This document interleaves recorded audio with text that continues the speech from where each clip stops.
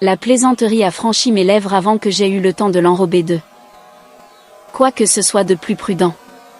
Si vous détestez ce bâtiment à ce point, ai-je dit en resserrant l'attelage de ma caravane sur le parking derrière nos appartements, vous n'avez qu'à venir avec moi.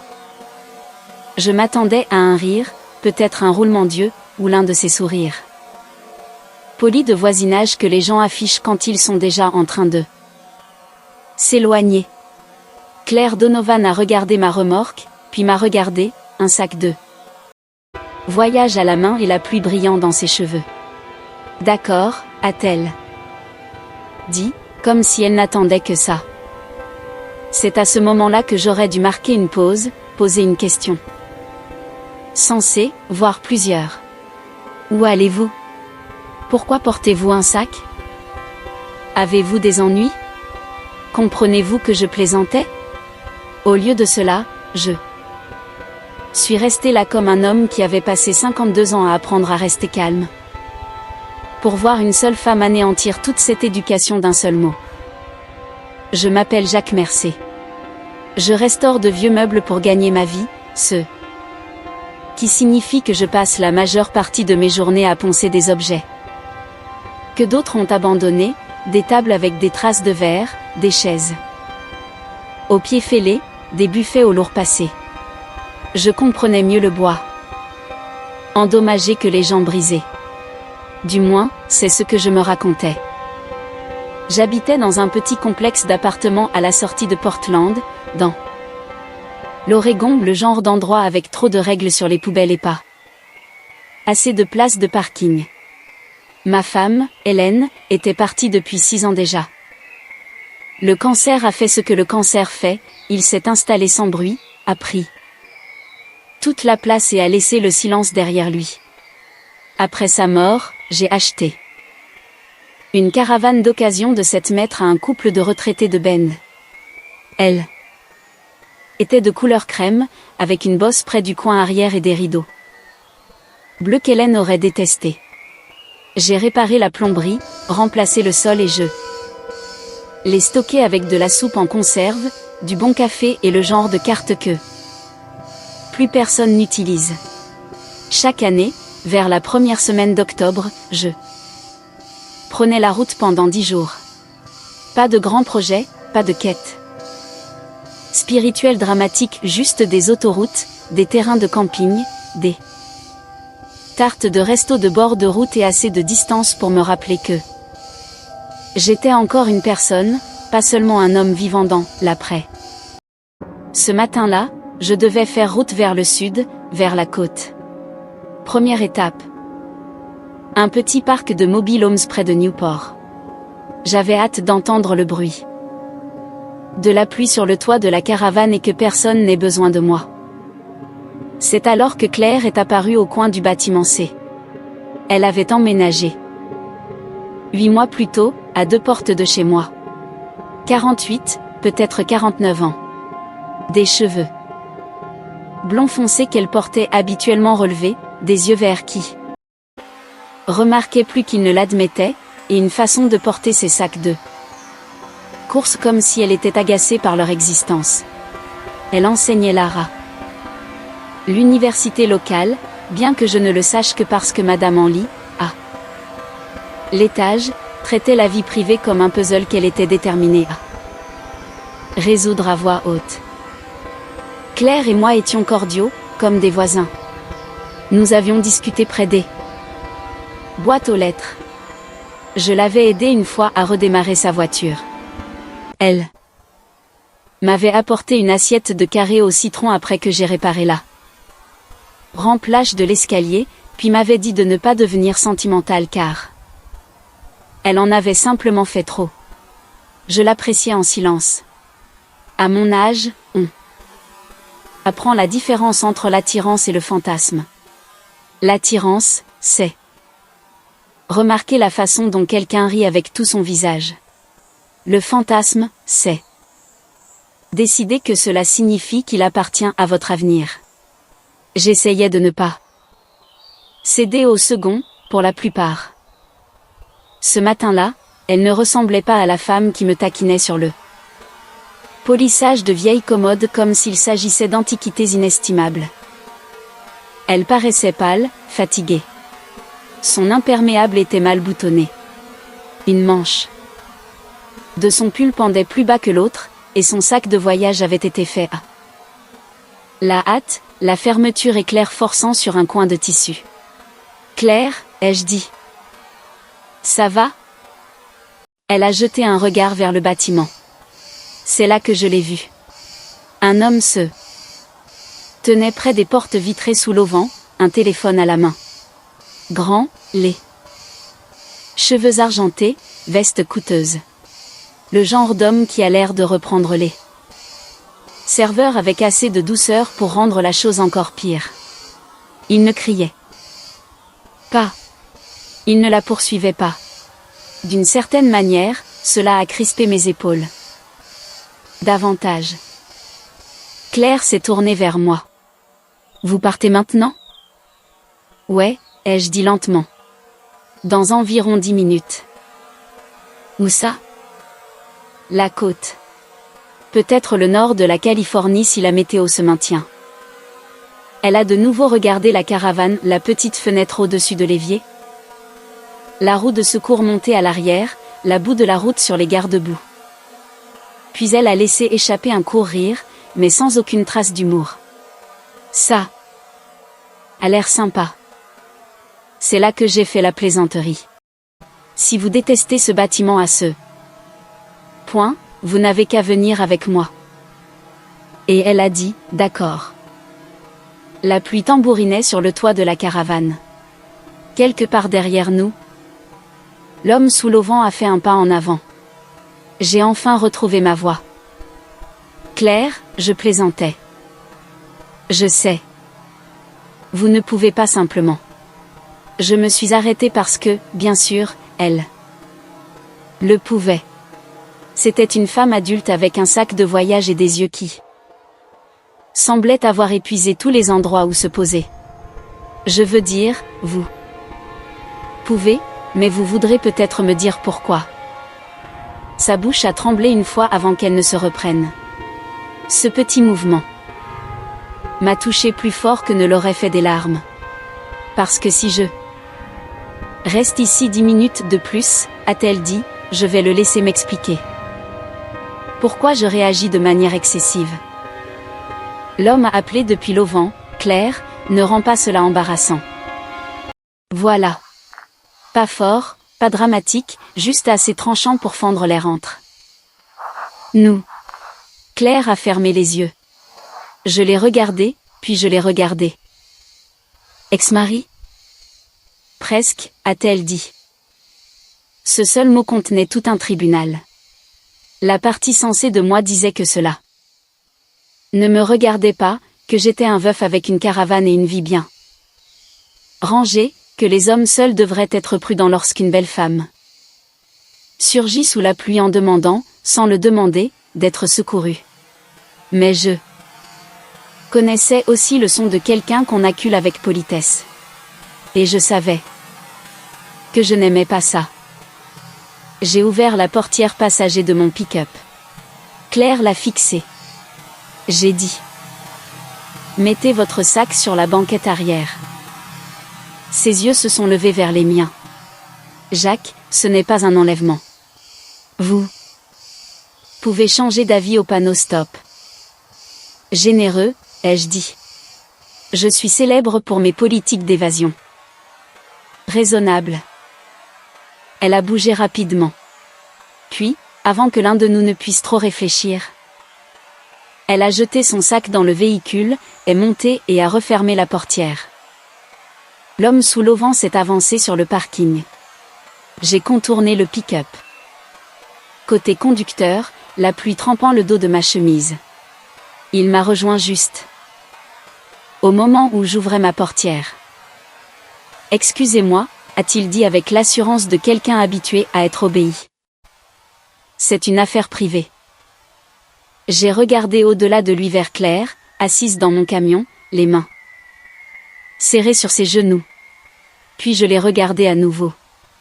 C'est drôle, ai-je dit. Elle a l'air suffisamment publique pour s'en aller.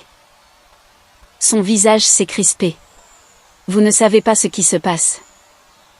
Non, ai-je répondu, mais je sais qu'elle a dit d'accord pour partir en voyage avec un homme qui possède 3 exemplaires du même jean, alors je suppose que sa matinée a été rude. Pendant une demi-seconde, la colère a lézardé sa surface polie. Puis Claire a baissé la vitre. Daniel, a-t-elle dit, d'une voix plus ferme que ses mains. Si tu nous suis, j'appelle mon avocat, puis ta fille. L'homme s'est figé. C'était nouveau. Je suis monté dans le pick-up et j'ai démarré le moteur. Le vieux V8 a grondé sous nous. Les feux de ma caravane ont clignoté en rouge dans la pluie. Claire n'a pas regardé en arrière alors que je sortais du parking. Moi non plus. Pas avant d'avoir atteint le premier feu de signalisation, 3 pâtés de maison plus loin. Les essuie-glaces traînaient l'eau sur le pare-brise. Mes mains reposaient sur le volant. Claire était assise à côté de moi, respirant. Comme si chaque inspiration devait être négociée.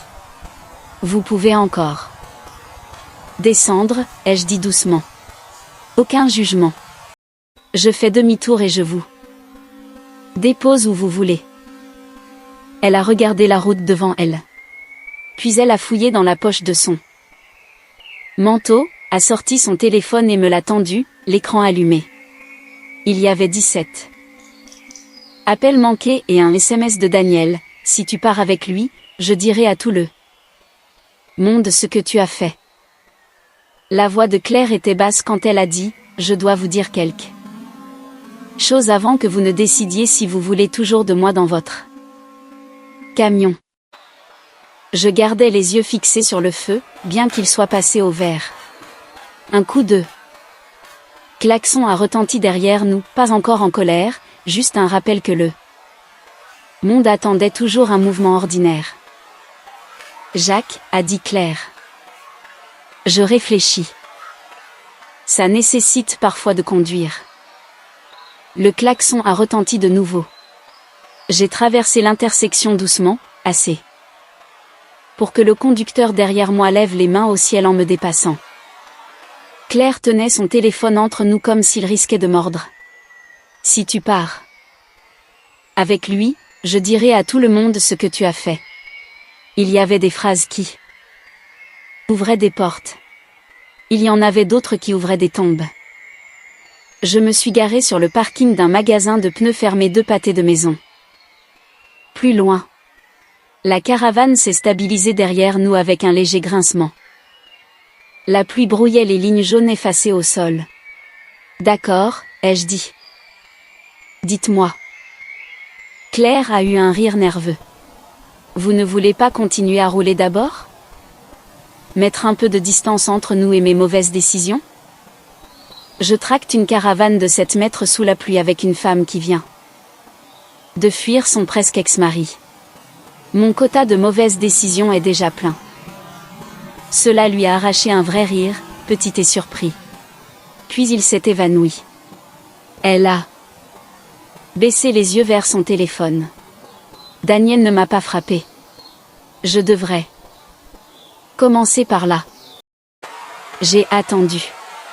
Les gens veulent toujours une histoire simple, des bleus, des photos de police, quelque chose qu'ils peuvent comprendre sans se sentir compliqué.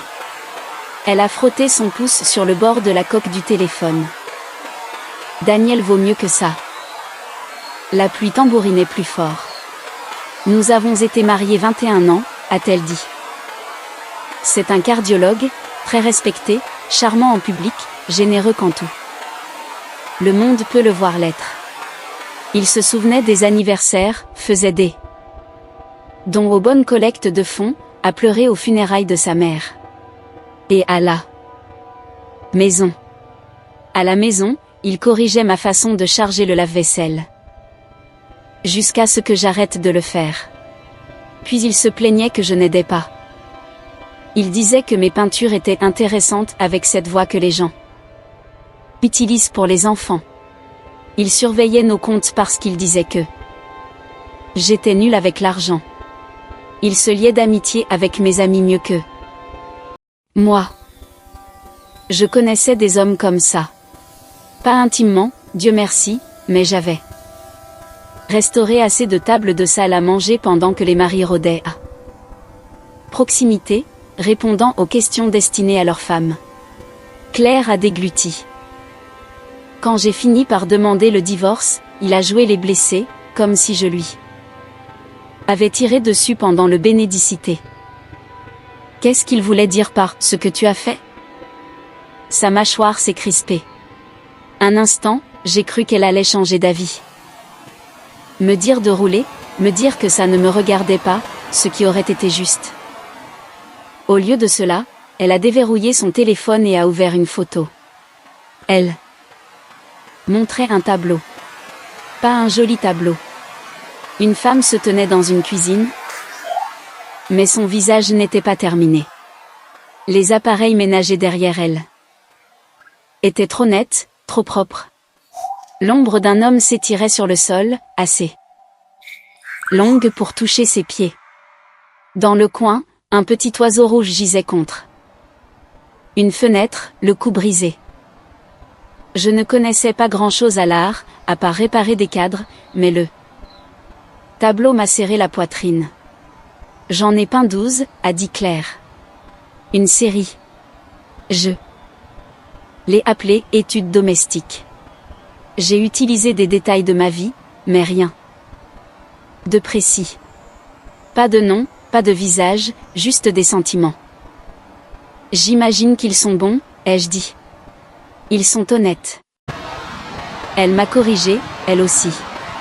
Ses yeux se sont posés sur moi, reconnaissants et méfiants. Une galerie à Seattle voulait les exposer. Un petit endroit, mais respecté. C'était censé ouvrir le mois prochain. Elle a repris son téléphone. Daniel l'a découvert. Comment ? Mes emails. Il jure qu'il n'a plus mes mots de passe, ce qui est drôle parce que mes mots de passe continuent de le connaître. Je n'ai pas souri. Il a dit que si je les exposais, tout le monde saurait qu'il parlait de lui. Il a dit que je le diffamais. Il a dit qu'il poursuivrait la galerie, qu'il me poursuivrait, qu'il s'assurerait que l'université remette en question mon jugement. Sa voix s'est amincie. Puis il a dit qu'il dirait à tout le monde que j'avais volé sa mère. Je me suis tournée vers elle. Est-ce vrai ? Claire a fermé les yeux. On y était, la partie qui la rendait assez honteuse. Pour fuir. Quand sa mère était mourante, elle m'a donné une bague. Elle a dit. Une émeraude. Un bijou de famille. Daniel était allé chercher du café. Elle l'a mise dans ma main et a dit, pour quand tu auras besoin de te rappeler que tu t'appartiens d'abord à toi-même. J'ai senti quelque chose de vieux et de tendre se nouer en moi. Est-ce que Daniel le savait ? Il savait qu'elle aimait cette bague. Il a su qu'elle avait disparu après ça. Mort. Je ne lui ai pas dit parce qu'à ce moment-là, j'avais appris que tout ce qui m'était donné devenait quelque chose qu'il gérait. Vous l'avez toujours ? Oui. Alors ce n'est pas du vol. Au tribunal, peut-être pas. Mais dans une campagne de dénigrement ? Elle a regardé à travers le pare-brise. Daniel n'a pas besoin de gagner légalement. Il a juste besoin de me faire passer pour instable, avide, aigri. Il est doué. Pour ça. Mon téléphone a vibré dans le porte-gobelet. J'ai jeté un coup d'œil. Madame. En lit, bien sûr. J'ai ignoré l'appel. Claire l'a remarqué et a eu un sourire. Sans joie. Les nouvelles vont vite. Vous n'avez pas idée. Cette femme aurait pu prévenir Pompéi. Mon téléphone a vibré à nouveau. Puis celui de Claire. Daniel. Elle a fixé son nom jusqu'à ce que l'appel disparaisse. Une notification de message vocal est apparue immédiatement après. N'écoutez pas, ai-je dit. Je dois savoir. Non, ce n'est pas nécessaire. Elle a appuyé sur lecture. La voix de Daniel a rempli l'habitacle, lisse comme de la pierre polie. Claire, tu es irrationnelle. Je m'inquiète pour toi. Monter dans un véhicule avec un homme que tu connais à peine n'est pas un comportement normal. J'ai déjà parlé à Hélène. Elle est d'accord pour dire que c'est préoccupant. Reviens avant que cela ne devienne quelque chose que nous ne pourrons plus réparer. Claire s'est raidie. Hélène? Ai-je demandé. Ma sœur. Le message continuait, et si Jacques Mercier pense qu'il est sage de s'immiscer dans mon mariage, il devrait comprendre, je sais des choses sur lui, moi aussi. Mon sang n'a fait qu'un tour. Claire a arrêté le message. Pendant quelques secondes, aucun de nous n'a bougé. Puis j'ai ri une fois, pas parce que c'était drôle. Eh bien, il travaille vite. Claire s'est tournée vers moi. Qu'est-ce qu'il sait sur vous? Que je suis assez vieux pour ne pas aimer qu'on me menace avant le petit déjeuner. Jacques. J'ai soupiré et me suis frotté le visage. Il y avait des choses que tout le monde dans l'immeuble savait. Veuf, restaurateur de meubles, solitaire, possède une caravane, boit son café noir, rentre les poubelles des autres les jours de tempête. Et puis il y avait les choses dont personne n'avait besoin. Ma femme est morte il y a 6 ans, ai-je dit. Je sais. Ce que les gens ne savent pas, c'est que les 6 derniers mois ont été atroces. Les antidouleurs, la peur, les factures. Sa sœur pensait que je devais continuer à me battre chaque seconde, chaque traitement, chaque miracle vendu en ligne par je ne sais quelle clinique. J'ai regardé la pluie glisser sur la vitre. Hélène m'a demandé d'arrêter. L'expression de Claire s'est adoucie. Elle n'en pouvait plus. Elle souffrait. Elle voulait des soins palliatifs, pas un énième lit d'hôpital. J'ai signé les papiers parce qu'elle ne pouvait plus tenir le stylo. Je pouvais encore sentir ce stylo, plastique bon marché. Encre bleue, lourd comme une arme. Sa sœur a dit aux gens que j'avais abandonné. Que je voulais retrouver ma vie. C'était le cas? La question était douce. Pas une accusation. J'ai répondu de la seule façon possible. Oui. Claire a inspiré. Je la voulais, elle, ai-je dit. Je voulais la vie que nous avions avant. Je voulais un matin où je ne me réveillerais pas déjà en deuil.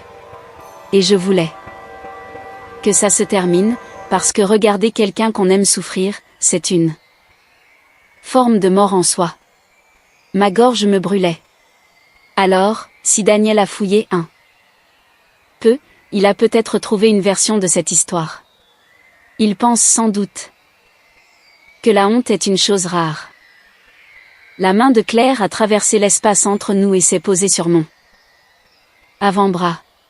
C'était léger, précautionneux. Je suis désolée, a-t-elle dit. J'ai hoché la tête une fois, car plus que cela m'aurait brisé. Un autre appel est arrivé sur son téléphone. Daniel, encore. Cette fois, elle a refusé. Où aviez-vous prévu d'aller? Ai-je demandé. Elle a jeté un regard vers la caravane. Honnêtement, je ne suis pas allée plus loin que le parking. Eh bien, coup de chance pour vous, mes conditions de voyage ne sont que modérément suspectes. Ce presque sourire est revenu. J'ai passé la première règle de la route, on ne prend pas de grandes décisions le ventre vide. Il y a un resto. À 60 km à l'ouest avec un café infect et d'excellents pancakes. Vous m'emmenez toujours ? Je l'ai regardé. Voulez-vous venir ? Sa réponse a été plus rapide cette fois. Oui. Alors, ceinture. Elle l'a bouclé. Alors que nous reprenions la route, mon téléphone a de nouveau vibré. Je m'attendais à Madame en lit, mais l'écran affichait un numéro inconnu. Un SMS. Monsieur Mercé, ici Daniel Rowe. Vous commettez une grave erreur. Claire n'est pas celle que vous croyez.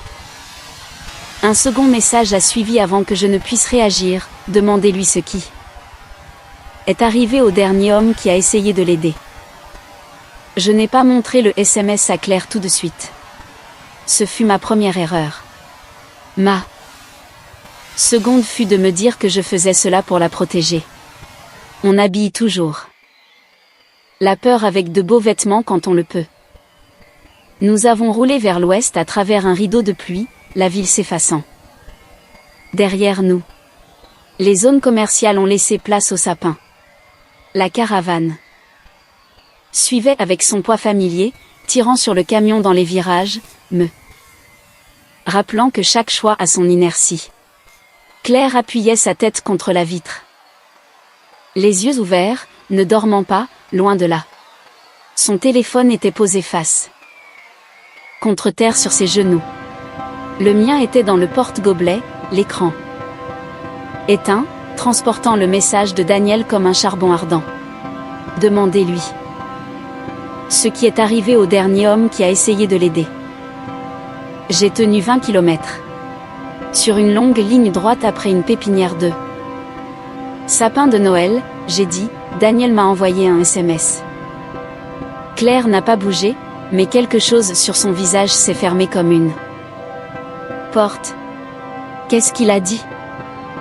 J'ai pris mon téléphone et le lui ai tendu.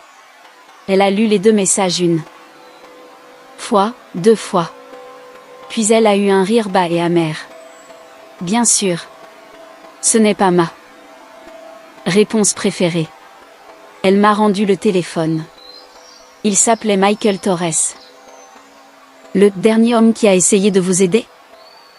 Mon avocat. Cela m'a surpris au point que j'ai détourné le regard de la route. Les yeux sur la route, a-t-elle dit.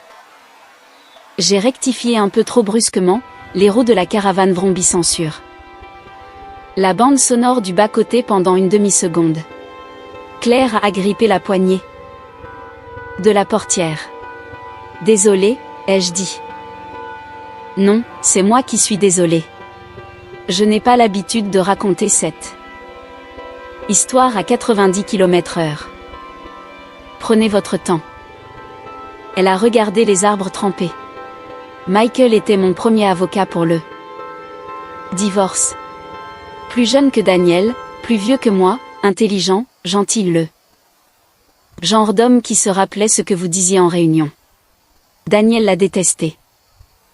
Immédiatement. Parce qu'il vous aidait ? Parce qu'il ne se laissait pas charmer facilement. La route s'élevait devant nous, grise et glissante. Michael a insisté pour une divulgation financière ? A-t-elle poursuivi ? Une vraie. Daniel avait de l'argent caché dans des comptes que je n'avais jamais vus. Des investissements, un chalet qu'il avait mis au nom d'une société écran. Rien de choquant pour des gens riches, j'imagine, mais assez pour prouver qu'il mentait depuis des années. Qu'est-ce qui s'est passé ? Michael est mort. Les mots sont entrés dans le camion et y sont restés. J'ai attendu la suite. Mais Claire a pressé ses doigts sur sa bouche. Un accident de voiture ? Ai-je demandé doucement. Elle a hoché la tête. 2 semaines après avoir déposé la requête. Il rentrait de son bureau tard le soir. Il a quitté une route rurale près de Lake Oswego. Il a percuté un arbre. Daniel était impliqué ? Je n'en sais rien, Jacques. Je n'en sais rien, a-t-elle lâché, avant de fermer immédiatement les yeux. Pardon. Ce n'est rien. Elle a inspiré lentement. La police a dit que Michael avait bu. Son taux d'alcoolémie dépassait la limite. Daniel a dit que c'était tragique et que je devrais peut-être reconsidérer l'idée de m'entourer de gens instables. Mes mains se sont serrées sur le volant. Michael était un buveur? Pas comme ça. Il buvait un verre de vin de temps en temps. Il avait 2 petits garçons et une femme qu'il adorait. Il n'était pas imprudent. Elle s'est tournée vers moi. Mais le deuil pousse les gens à vouloir des réponses simples. Son cabinet m'a encouragé à accepter un accord. Ma sœur m'a supplié d'arrêter l'escalade. Daniel se tenait dans notre cuisine et m'a dit que certaines batailles faisaient des victimes. Une froideur m'a envahi, que le chauffage ne pouvait dissiper. Vous avez signalé cela? À qui? La police avait un mort, un rapport de toxicologie et une cliente endeuillée qui avait l'air paranoïaque. Elle a secoué la tête. J'ai changé d'avocat. Une femme cette fois, Ruth Patel. Une dure à cuire. Elle m'a dit de ne jamais parler à Daniel sans témoin ou enregistrement. Malin. Coûteux. Une borne kilométrique a défilé. Alors, quand Daniel dit « demande-lui ce qui est arrivé », a dit Claire, il veut que vous pensiez que je détruis les hommes qui m'aident. Que je suis dramatique, dangereuse, peut-être séductrice. N'importe. Quelle histoire qui vous ferait douter de la femme assise à côté de vous plutôt que de l'homme qui envoie des menaces. C'était un bon tour. Je détestais qu'il ait failli marcher. J'aurais dû vous le montrer tout de suite, ai-je dit. Oui. Aucune douceur, aucun secours face à la vérité. Je suis désolée. Elle a hoché la tête, regardant toujours la route. Merci. Nous avons atteint le restaurant juste après 10 heures. Il se trouvait à côté d'une station-service à l'entrée d'une ville forestière, avec des vitres embuées et une enseigne en forme de coque.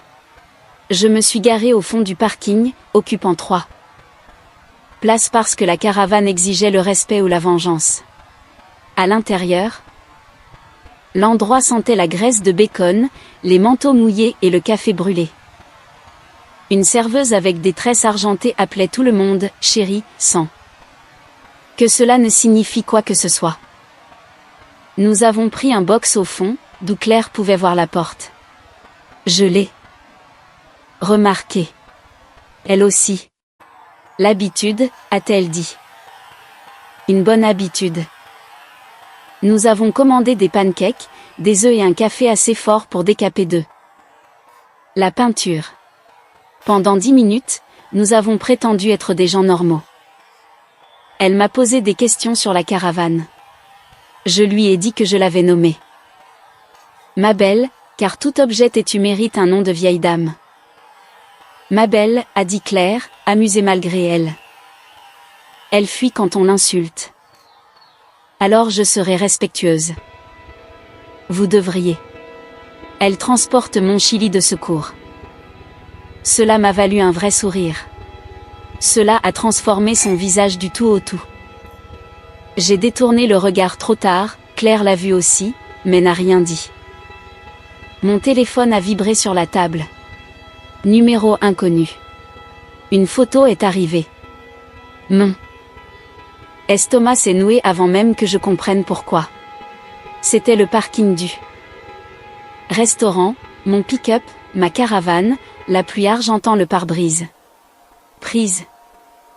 De l'autre côté de la route. Claire a blêmi. Puis un message, tu rends les choses pires pour elle. Je me suis levée si vite que mon genou a heurté la table. Le café a sauté dans nos tasses. Jacques, a chuchoté Claire. J'étais déjà en mouvement. Dehors, la pluie m'a giflé le visage. J'ai balayé du regard la station-service, l'accotement, la file de voitures garées de l'autre côté de la rue. Un SUV sombre tournait au ralenti près du trottoir opposé. La vitre du conducteur était teintée. J'ai fait 3 pas vers lui. Le SUV a démarré. Sans accélérer brusquement, sans faire crisser les pneus. Partant simplement avec le calme de quelqu'un qui veut marquer un point. J'ai mémorisé la plaque. Du moins, j'ai essayé. Oregon, arbre bleu. Les 3 derniers caractères étaient peut-être 6 KJ. Le temps que je rentre, Claire avait payé l'addition et emballé notre nourriture. On doit y aller, a-t-elle dit. D'accord. Non, Jacques. On doit décider où on va, pas juste partir au loin. Dans le camion, elle a appelé Ruth Patel, son avocate. Haut-parleur. 3. Sonnerie. Puis une voix de femme, assez tranchante pour couper une corde. Claire, dites-moi que vous n'êtes pas avec Daniel. Je ne suis pas avec lui. Je suis avec un voisin, Jacques Mercé. Daniel nous a suivis, ou a envoyé quelqu'un. Où êtes-vous? Claire m'a regardé. J'ai hésité. Ruth l'aperçut. Monsieur Mercé, si vous m'écoutez. Je me fiche de votre noblesse, n'improvisez pas avec un homme dominateur qui a de l'argent. Où êtes-vous? Je lui ai donné le nom de la ville et du restaurant.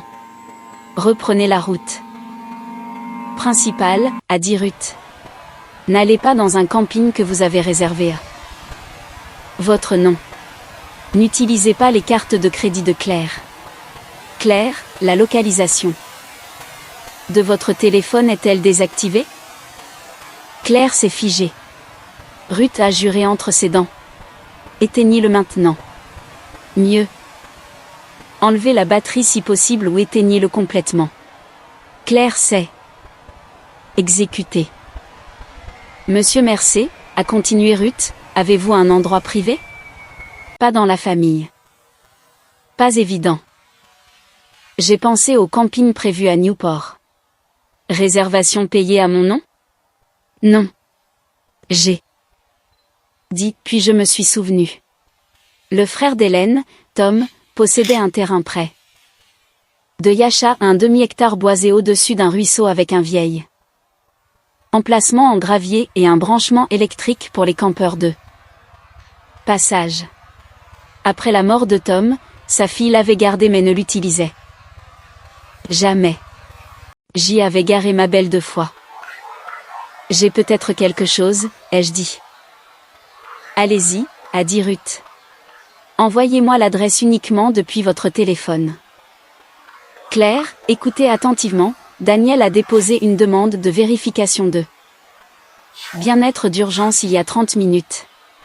Il prétend que vous êtes émotionnellement instable et que vous êtes peut-être parti avec un voisin plus âgé contre votre gré ou votre bon sens. Claire a fermé les yeux. Évidemment. Il y a plus, a dit Ruth.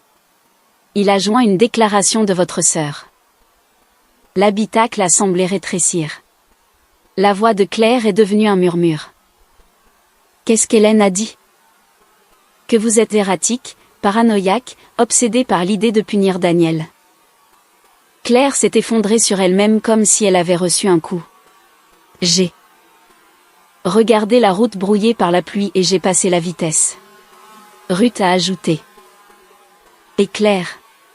Daniel prétend que vous avez volé la bague en émeraude et que vous l'avez utilisée pour payer Michael Torres pour des services allant au-delà de la représentation juridique. Claire a laissé échapper un son que je n'oublierai pas. Pas un sanglot, une déchirure. La ligne est restée muette un instant. Puis Ruth a repris, je dois vous poser une question, et j'ai besoin de la vérité. Avez-vous toujours la bague? Claire a lentement relevé la tête. Ses yeux se sont portés sur son sac à l'arrière. Oui, a-t-elle chuchoté, mais pas là où Daniel le pense. Ruth Patel est restée silencieuse pendant exactement 2 secondes. Claire? A-t-elle dit, où est-elle? Claire m'a regardé, puis a regardé la pluie, puis de nouveau le sac. Dans une boîte de peinture. Ruth a expiré. Dites-moi qu'elle est avec vous. Elle est avec moi. Bien. Ne la sortez pas en public. Ne la photographiez pas. N'en discutez avec personne à part moi. J'en discute avec Jacques. J'avais deviné. Le ton de Ruth s'est durci. Monsieur Mercé, félicitations. Vous êtes maintenant un témoin, un moyen de transport et potentiellement une source de responsabilité civile. C'est toujours agréable de se sentir utile. Je suis sérieuse. Moi aussi. Une pause.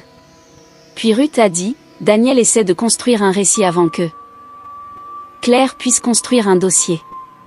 Cela signifie qu'il veut de la panique. Il veut des erreurs. Ne lui donnez ni l'une ni l'autre. Claire a essuyé le dessous d'un œil du revers de la main. Hélène a vraiment signé ça? Je vous l'enverrai quand vous serez en sécurité. C'est ma sœur. Je sais.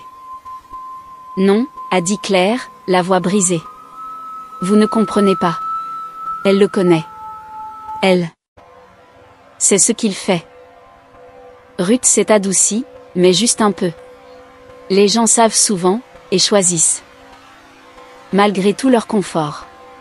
Je suis désolée. Les mots sont tombés lourdement dans le pick-up. Nous avons continué à rouler à travers les nuages bas et les bois sombres, la caravane oscillant derrière nous.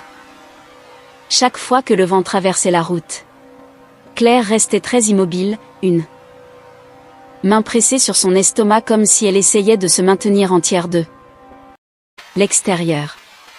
Après que Ruth a raccroché, le silence s'est étiré sur des kilomètres. Finalement, j'ai dit, vous voulez parler de la bague? Non. D'accord. Un autre kilomètre a passé. Elle est dans une boîte de peinture en bois avec des coins en laiton, a-t-elle dit, sous des tubes de peinture à l'huile, enveloppés dans un vieux chiffon. J'ai hoché la tête. Daniel m'a acheté cette boîte pour notre premier Noël après notre mariage. Il disait à tout le monde qu'il soutenait mon article. Elle a eu un rire creux. Puis il s'est plaint de l'odeur de térébenthine pendant 20 ans. C'est efficace. Quoi donc? Le fait d'être à la fois généreux et plein de ressentiment pour le même cadeau. Cela lui a arraché un sourire fatigué. Nous avons quitté l'autoroute au sud de Yacha pour une route étroite qui grimpait dans la forêt humide.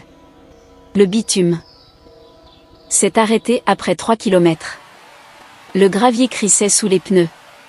Des branches frôlaient les flancs de la caravane comme des doigts. Claire a regardé autour d'elle. Vous êtes sûr que c'est une route? Légalement, probablement. Et émotionnellement, Mabel et moi préférons ne pas mettre d'étiquette. Le terrain est apparu après un dernier virage, une petite clairière au-dessus d'un ruisseau, entouré d'aulnes et d'épicéas. Il y avait un poteau usé avec une prise électrique, un emplacement plat en gravier et une vieille table de pique-nique devenue verte de mousse. Au-delà, le ruisseau coulait rapidement, entre des pierres gonflées par la pluie.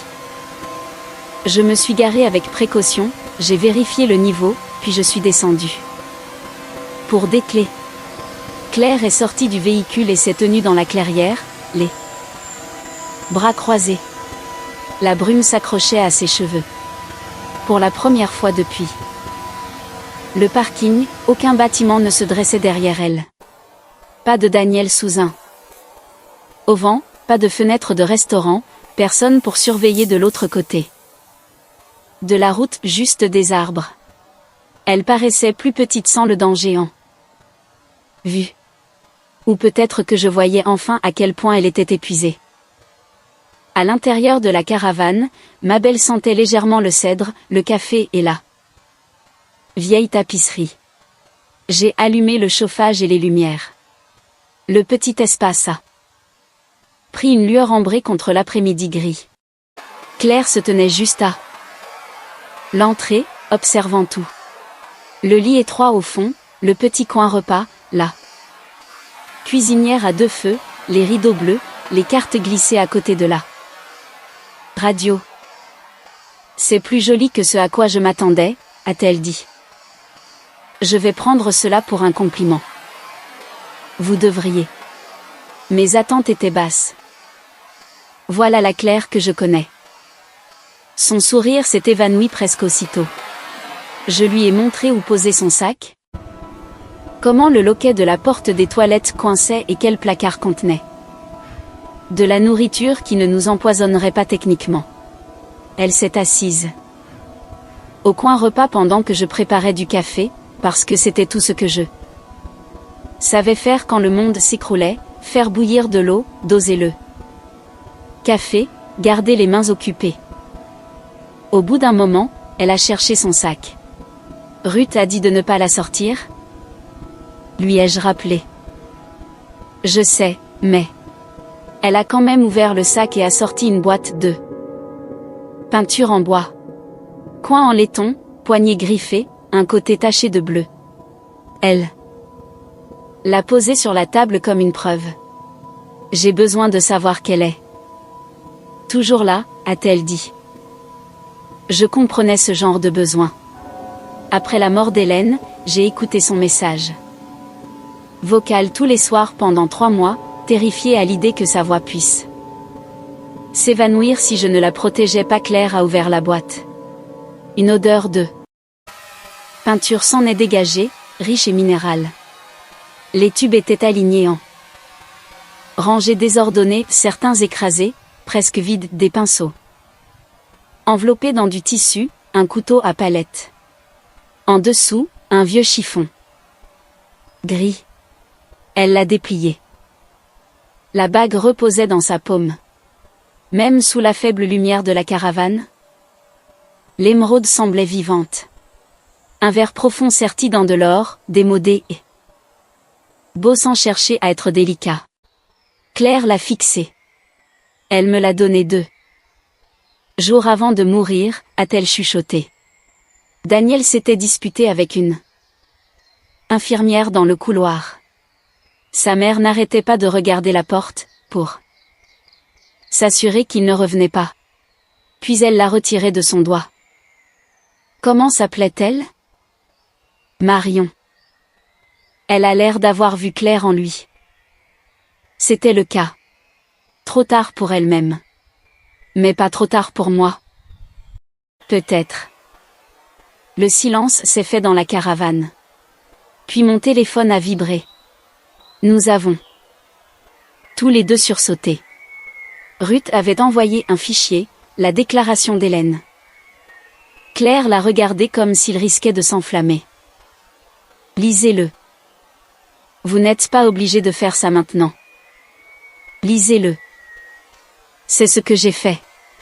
Hélène avait écrit que sa sœur était devenue de plus en plus instable depuis la séparation, que Claire avait inventé des cruautés là où il n'y avait que des conflits conjugaux, que Claire était obsédée par l'idée d'humilier Daniel à travers des peintures obscènes, que Claire avait toujours eu tendance à s'attacher à des hommes qui validaient son ressentiment. Je me suis arrêtée. Claire était livide. Continuez. Non, Claire. Non, ai-je répété en posant le téléphone. Vous pouvez lire ce poison vous-même. Si vous le voulez. Je ne vais pas vous le donner à la petite cuillère. Sa bouche s'est ouverte, un éclair de colère dans les yeux. Puis tout est retombé. Ma propre sœur. Je suis désolée. Elle se cachait dans ma chambre quand nos parents se battaient, a dit Claire. Elle se glissait dans mon lit et posait ses pieds froids sur mes jambes. J'ai raté des contrôles de maths pour l'aider à faire ses devoirs. Je lui ai donné ma voiture quand elle est tombée enceinte à 19 ans. La pluie tapait sur le toit. Le ruisseau grondait derrière les arbres. Daniel a payé la cure de désintoxication de son fils, a-t-elle dit soudain. J'ai attendu 2 fois. Je n'y ai même pas pensé. Hélène a dit que c'était un prêt. Daniel a dit que la famille s'entraidait. Claire a ri, mais son rire s'est brisé. Rien n'est jamais juste de l'aide avec lui. La bague gisait entre nous sur la table. Puis mon téléphone a de nouveau vibré. Parut un message de Daniel, tu as jusqu'au coucher du soleil pour la ramener. En dessous, il y avait une photo, ma caravane dans la clairière, prise depuis les arbres. Pendant un instant, nous avons cessé de respirer. Puis quelque chose a percuté la paroi extérieure. Claire a poussé un cri. J'ai saisi la première arme à ma portée, qui se trouvait être une poêle en fonte. Pas très digne, mais persuasif. Restez derrière moi, ai-je dit. C'est une poêle. C'est une poêle vintage, Jacques. Un autre coup a frappé la caravane près de la fenêtre arrière. Je me suis dirigé vers la porte, le cœur battant à tout rompre. À travers la petite vitre, je ne voyais que des arbres et de la pluie. Puis une voix à l'extérieur a appelé. Claire. Ce n'était pas celle de Daniel. C'était une voix de femme. Claire s'est raidie. La voix a retenti de nouveau, tremblante. Claire, s'il te plaît. C'est Hélène. Le visage de Claire a changé d'une manière que je ne peux décrire que comme le deuil reconnaissant une voiture familière dans l'allée. N'ouvrez pas, ai-je dit. Elle est seule. Je n'en sais rien. Hélène a frappé de nouveau, frénétique. Claire, je sais que tu es là-dedans. S'il te plaît. Claire s'est avancée vers la porte. Je me suis interposée. La fenêtre d'abord. Elle n'a pas discuté. J'ai écarté doucement le rideau. Hélène se tenait sous la pluie à côté de la caravane, trempée jusqu'aux os, les bras croisés sur elle. Elle paraissait plus jeune que Claire d'environ 4 ans, avec le même menton. Mais rien de l'assurance de sa sœur. Derrière elle, les arbres se dressaient. Sombres et denses. Pas de Daniel, pas de SUV. Ça ne voulait rien dire. J'ai entrouvert la porte en laissant la chaîne de sécurité reculer. Hélène a fixé la poêle dans ma main. C'est ça, l'hospitalité? Ça varie selon les circonstances, ai-je dit. Reculer. Elle a obéi. La voix de Claire s'est élevée derrière moi, fine et froide. Comment m'as-tu trouvé? Les yeux d'Hélène se sont remplis de larmes. Daniel. Claire a tressailli. Il a mis quelque chose dans ta boîte de peinture, a dit Hélène rapidement. Une balise. Il me l'a dit après ton départ. Il a dit que si je tenais à toi, je l'aiderais à te ramener à la maison avant que tu ne gâches ta vie. Claire s'est tournée vers la table. La boîte de peinture était ouverte. La bague brillait sur le chiffon. Pendant une seconde, personne n'a bougé. Puis j'ai fermé la porte, décroché la chaîne et laissé entrer Hélène. Elle a trébuché à l'intérieur, dégoulinant sur le sol de ma belle. Son regard s'est posé sur Claire, puis sur la bague, puis de nouveau sur Claire. Oh, mon Dieu, a chuchoté Hélène. Tu l'as vraiment. Le visage de Claire s'est durci. Tu es venu pour confirmer son inventaire? Je suis venu parce qu'il arrive. La petite caravane a semblé se rétrécir autour de nous. J'ai verrouillé la porte. À quelle distance? 10 minutes, peut-être moins. Il m'a forcé à monter avec lui, mais on s'est disputé à l'embranchement.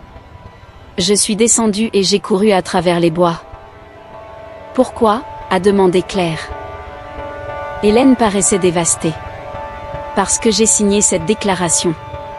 Claire? Claire n'a rien dit. Hélène s'est serré davantage les bras. C'est lui qui l'a écrite. Je me suis dit que c'était presque vrai. Je me suis dit que tu avais été erratique parce que tu avais peur et que tu étais en colère et je ne voulais pas savoir pourquoi. Je me suis dit que Daniel aidait ma famille. Il a payé pour Owen, a dit Claire. Hélène a hoché la tête en pleurant. Et il me le rappelait chaque mois. Claire a détourné les yeux. Je suis désolée, a dit Hélène. J'avais peur qu'il arrête de nous aider. J'avais peur qu'Owen rechute.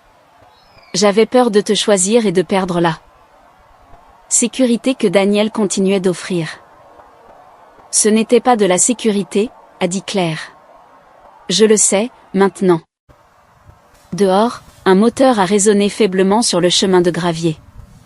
Pas encore tout prêt. Mais assez.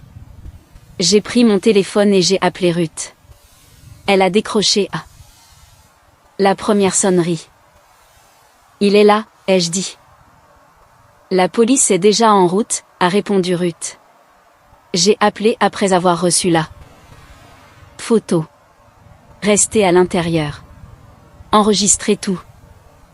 Hélène a essuyé son visage. Il va jouer les hommes calmes si la police arrive. Claire a fixé la bague. Puis elle s'est redressée. Non, a-t-elle dit. Pas cette fois. Elle a pris son téléphone, l'a allumé, avant que Ruth ne puisse protester via le haut-parleur. Claire a lancé l'enregistrement et a posé l'appareil sur la table. Le bruit du moteur a forci. Les pneus ont crissé dans la clairière. Une portière a claqué. Puis la voix de Daniel s'est élevée dans la pluie. Claire, sors d'ici. Pas de cris, pas de panique. La voix d'un homme qui confirme une réservation tardive au restaurant. Claire a ouvert la fenêtre de la caravane au-dessus d'eux. L'évier, mais a gardé la moustiquaire verrouillée. Daniel se tenait près d'eux. Mon pick-up dans sa veste de luxe, la pluie battant ses cheveux argentés. Il a regardé la caravane, puis m'a regardé à travers la vitre, et a souri comme si nous étions tous les deux ridicules. Monsieur Mercé, a-t-il appelé, vous avez eu votre petite aventure. Faites sortir ma femme. Presque ex-femme, a corrigé Claire. Son expression a vacillé. Claire, c'est embarrassant. Hélène s'est placée aux côtés de sa sœur. Le sourire de Daniel s'est envolé. Toi, a-t-il dit. La voix d'Hélène tremblait, mais elle a tenu bon. J'ai fini. Non, a-t-il dit doucement. Tu es confuse. Claire a ri une fois. Ce n'était pas un son aimable. Le regard de Daniel s'est porté sur la table, sur la boîte de peinture ouverte. Sur la bague. Elle est là, a-t-il dit. La bague de ma mère. Claire s'est penchée vers la fenêtre. Marion me l'a donnée. Ma mère était sous médicaments et mourante.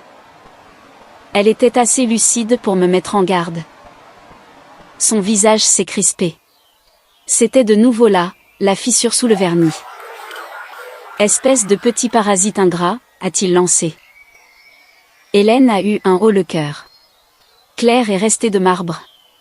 Daniel a semblé réaliser son erreur, car il a instantanément repris son masque de calme. Vous voyez? C'est ce que tu fais.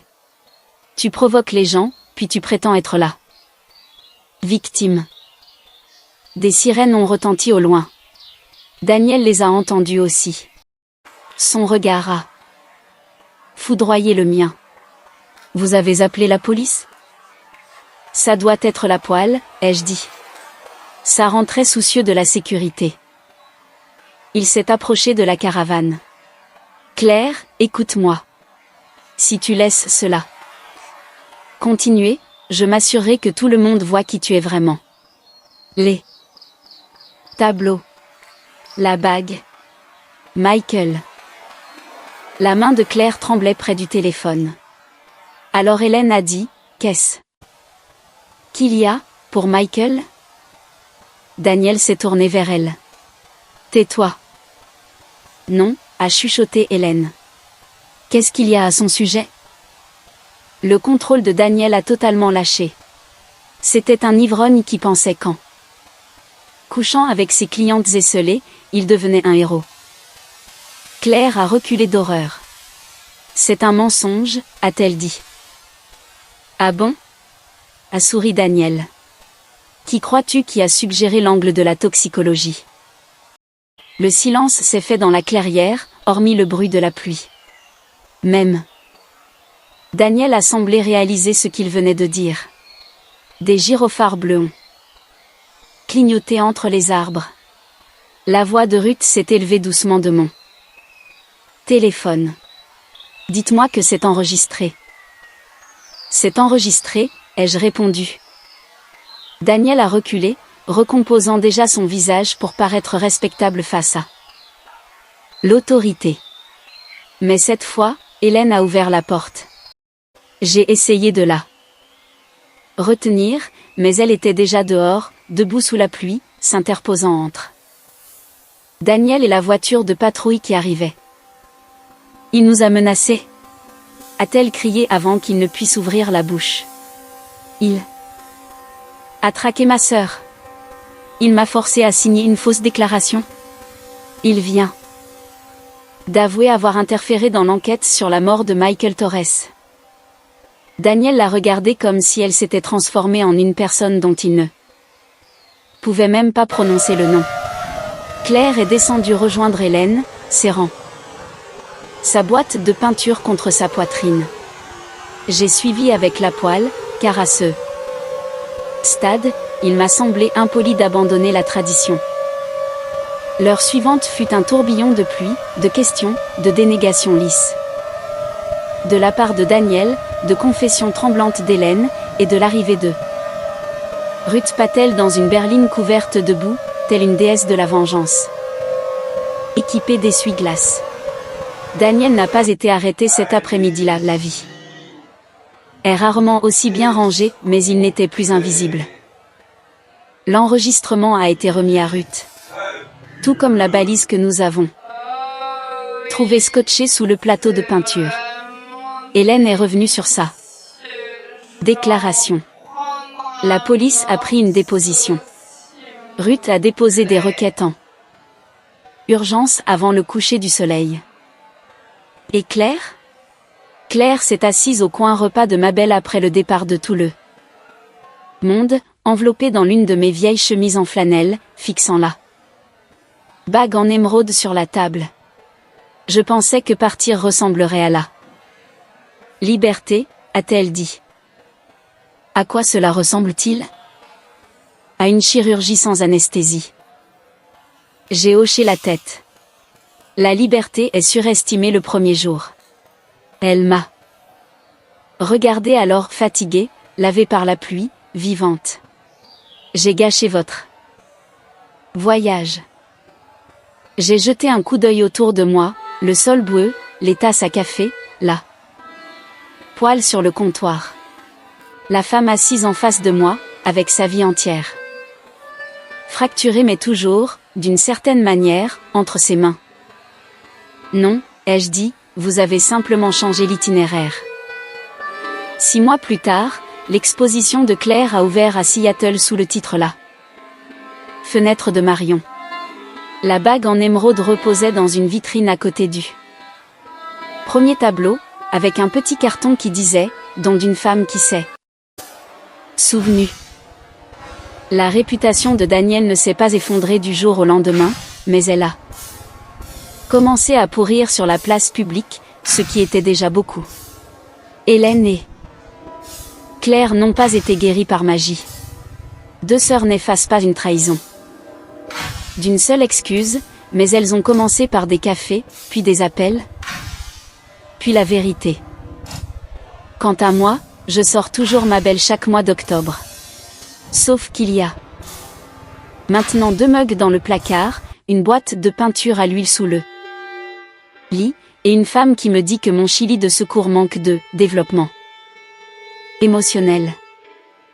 Parfois, quand la pluie tapote sur le toit et que l'autoroute défile devant nous, Claire tend la main et prend la mienne. Et chaque fois, je repense à ce matin-là sur le parking, la plaisanterie, le sac de voyage, le seul mot qui a tout changé. D'accord. Qu'auriez-vous fait si vous aviez proposé en plaisantant à votre voisine de vous accompagner en voyage et qu'elle avait répondu « oui », comme si elle attendait une issue de secours? Et avez-vous déjà vécu un moment inattendu qui est devenu le début de quelque chose de bien plus grand que ce que vous aviez prévu? Racontez-moi votre histoire dans les commentaires. Si vous avez aimé celle-ci, laissez un j'aime, abonnez-vous, et on se retrouve dans la prochaine vidéo.